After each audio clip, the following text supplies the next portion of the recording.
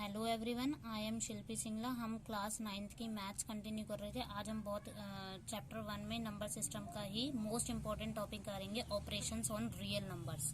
ठीक है, एक बार बुक में भी देख लेते हैं टॉपिक कहाँ पर है।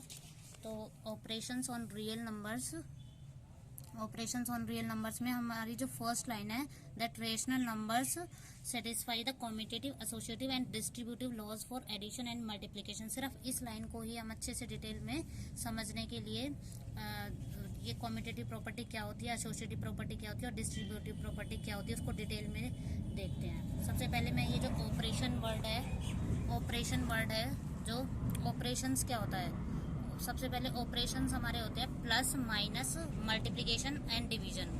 तो ये हमारे 4 तरह के ऑपरेशंस होते हैं मैथमेटिक्स में जनरली। इससे अलावा भी ऑपरेशंस हो सकते हैं, हम फर्दर फिलहाल हम इन चारों को देखते हैं। कॉम्यूटेटिव प्रॉपर्टी क्या होती है, जनरली ए स्टार बी। अब मैंने ये स्टार जनरल ऑपरेशन ले लिया, इस स्टार की जगह मैं कुछ भी रिप्लेस कर सकती हूँ, मतलब प्लस भी रिप्लेस कर सकते हैं, माइनस भी, मल्टीप्लिकेशन भी और डिवीजन भी। तो ये A star B equals to B star, अगर दोनों की वैल्यू अगर सेम आ जाए, पहले ए के साथ बी स्टार करना है, फिर बी के साथ ए ऑपरेशन लगाना है।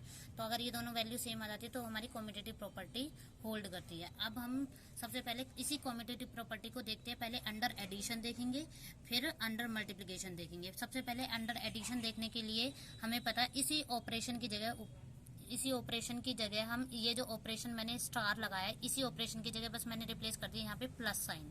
तो प्लस साइन कर दिया तो a plus b equals to, अगर b प्लस ए वैल्यू दे देगा तो हमारा क्या हो जाएगा। अच्छा, ये सब हम जो कर रहे हैं ना, ये रेशनल नंबर्स के लिए हम कर रहे हैं। ठीक है, रेशनल नंबर्स के लिए। तो ए और बी दोनों ही रेशनल्स हैं, और बी तो हमारा क्या हो जाएगा, लेफ्ट साइड में अगर a प्लस बी है तो राइट साइड में अगर मैं b को a में जोड़ूं तो भी हमारी वैल्यू सेम होगी। सपोज मैंने a की वैल्यू ले ली 1/2, b ले लिया हमने 2/3। तो हम अगर इसमें करेंगे a plus B, that means 1/2 plus 2/3। तो वी विल गेट, यहाँ पे एलसीएम ले लेते हैं, 2 और 3 का एलसीएम आ जाएगा 6। इन दोनों को डिवाइड करेंगे, वी विल गेट 3। 3 को 1 से मल्टीप्लाई करेंगे तो 3 1 जा 1। 3 और 2 को 6 को डिवाइड करेंगे तो वी विल गेट 2। 2 2 जा 4, यानी 7/6। तो 7/6 आ गया हमारा। तो अब ये देखते हैं b प्लस ए करके क्या आता है हमारा। तो b प्लस ए आ जाएगा 2/3, b की वैल्यू हमारी 2/3 है, प्लस 1/2, और तो क्या हो जाएगा, इन दोनों का एलसीएम लेंगे 6। 3 2 जा 6 और 2 2 जा 4, प्लस 2 3 जा 6 और 3 1 जा 3, दैट मीन 7/6। तो हमने क्या देखा, a प्लस बी की भी वैल्यू सेम आई है, मतलब 7/6 आई है, और b प्लस ए की भी वैल्यू 7/6 आई है। तो इसका मतलब क्या है, रेशनल नंबर। और ऐसा ये तो मैंने पर्टिकुलर एग्जांपल ले लिया, ऐसा हर रेशनल नंबर्स के लिए होगा। तो हम कहेंगे कि कॉम्यूटेटिव प्रॉपर्टी जो है होल्ड करती है फॉर रेशनल्स के लिए, और वो भी अंडर एडिशन। तो rational numbers hold the property, commutative law को होल्ड करता है फॉर रेशनल्स, एवरी रेशनल्स के लिए। ऐसे हम मल्टीप्लिकेशन के, कॉम्यूटेटिव के अंदर ही मल्टीप्लिकेशन ऑपरेशन के साथ देख लेते हैं। अच्छा, उसी ऑपरेशन की जगह मैंने मल्टीप्लिकेशन साइन रख दिया, तो a इंटू में b equals to b into A. तो बस ऑर्डर चेंज करने पे अगर हमारी वैल्यू सेम हो जाती है, पहले a और b है, फिर b और a है, तो मल्टीप्लिकेशन के अंदर होल्ड होगा रेशनल नंबर्स। तो ये क्या हो जाएगा, a की वैल्यू 2/3 है, b की वैल्यू 3/4 है। अब a इंटू बी करके देख लेते हैं क्या वैल्यू आ रही है। तो a हमारा 2/3 है, b की वैल्यू 3/4 है, तो ये दोनों कैंसिल हो जाएगा। 2 1 जा 2, 2 2 जा 4, दैट मीन्स 1/2। अब b इंटू a करके देख लेते हैं, तो b की वैल्यू हमारी 3/4 थी, इसको पहले लिख लेंगे 2/3। तो 3 से ये 3 कैंसिल हो जाएगा, 2 1 जा 2, 2 2 जा 4, दैट मीन्स 1/2। तो कहने का मतलब क्या है, a इंटू बी करा तो 1/2 आया, और b इंटू ए करा तो भी हमारी वैल्यू 1/2 आई है, दोनों सेम आई है। तो इसका मतलब क्या है, a into B equals to b into A. So that means हम कहेंगे कि rational number satisfy the commutative law for multiplication. ठीक है, अब एक ये इंपॉर्टेंट रिजल्ट इन दोनों को देखते हुए हम कह सकते हैं कि रेशनल नंबर्स, ये इंपॉर्टेंट रिजल्ट इन दोनों को देखते हुए, rational number satisfy the commutative law for addition and multiplication. Okay, तो ये सेटिस्फाई कर रहा है क्योंकि ये एवरी रेशनल्स के लिए करेगा। अब हम देखते हैं क्या ये प्रॉपर्टी सब्ट्रैक्शन और डिवीजन के लिए भी फॉलो करती है या नहीं।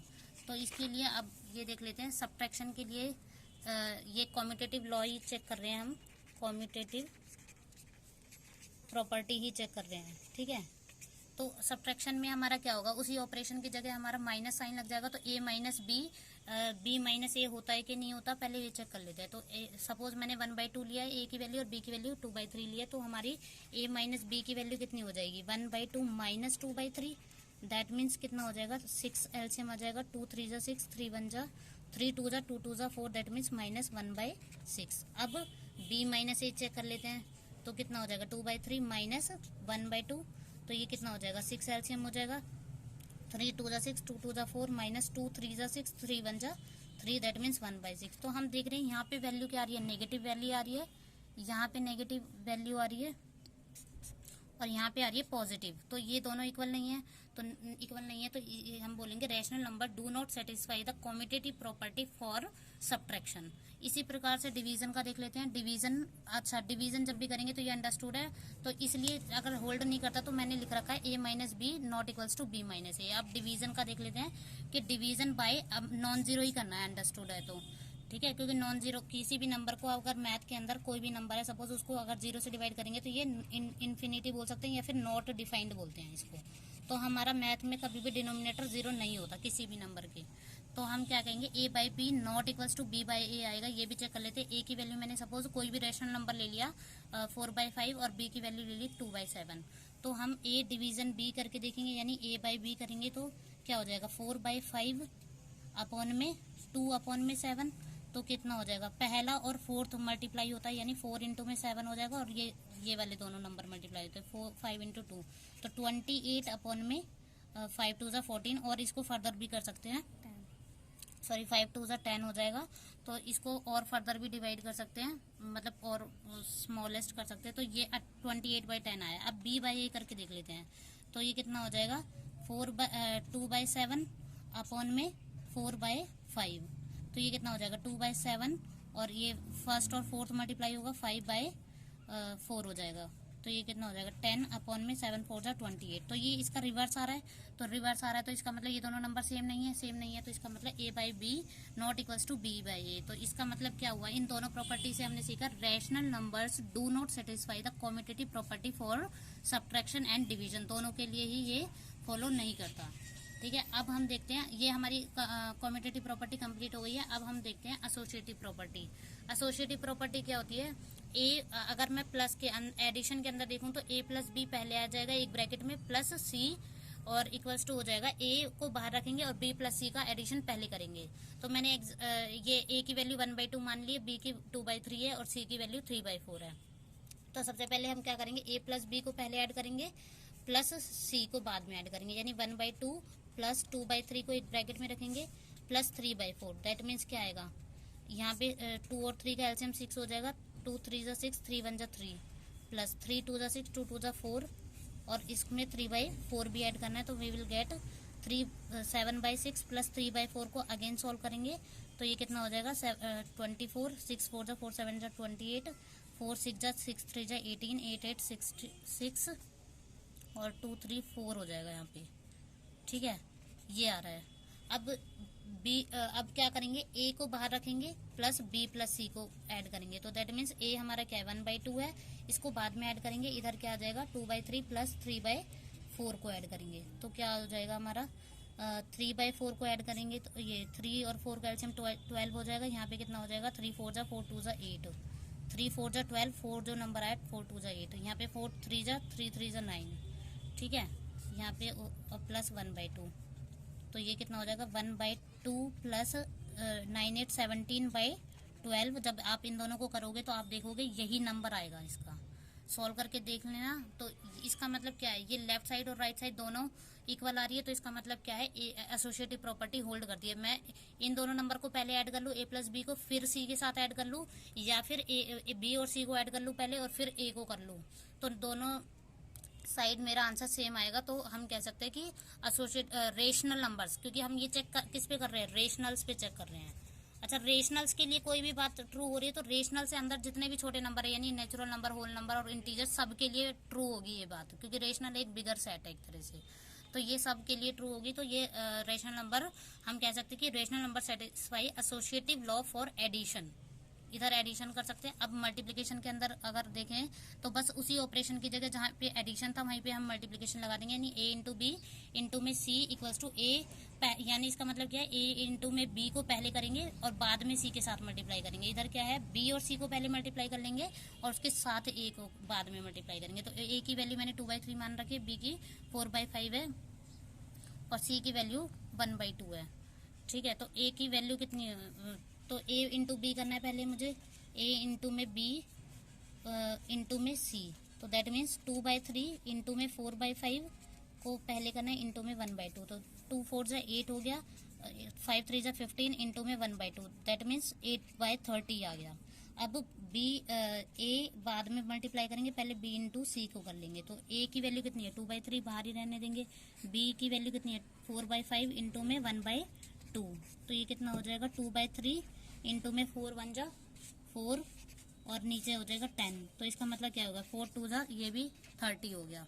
तो इसका मतलब क्या है, ये दोनों ही 8/30 आ रही है। कैसे, ये ऑपरेशन मतलब दोनों तरह से मैंने करके देख लिया, तो फिर क्या आ जाएगा हमारा ये अगर इक्वल आ रही है, और ये फॉर एवरी रेशनल्स के लिए आएगा, मतलब for every value of a b c in rationals, तो ये होल्ड करेगा। मतलब पहले a इंटू बी को कर लो और फिर c के साथ कर लो, या फिर b और c को मल्टीप्लाई कर लो फिर a को कर लेंगे, तो इक्वल होगा। तो इन दोनों बात से मैंने क्या करा, एडिशन और मल्टीप्लिकेशन का शो करा है। तो यहाँ पे इंपॉर्टेंट रिजल्ट हमारा क्या बन जाएगा कि rational number satisfy associative law for addition and multiplication.